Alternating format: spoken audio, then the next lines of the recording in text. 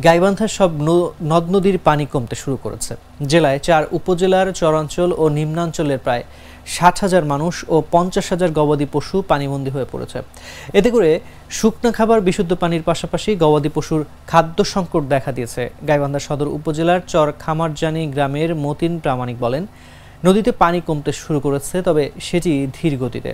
এ পানি ঘরবাড়ি থেকে বের হতে আরও কিছুদিন সময় লাগবে। ঘরে চাল থাকলেও রান্না করে খেতে খুবই অসুবিধা হচ্ছে। গাইবান্ধা সদর উপজেলা নির্বাহী কর্মকর্তা মোহাম্মদ মাহমুদ আল হাসান বলেন, বন্যার শুরু থেকে চাল, শুকনো খাবার, নগদ অর্থ, শিশু খাবার সহ অন্যান্য জিনিসপত্র দিয়ে বন্যায় দুর্গতদের সহযোগিতা করা হচ্ছে। এটা আমাদের চলমান প্রক্রিয়া।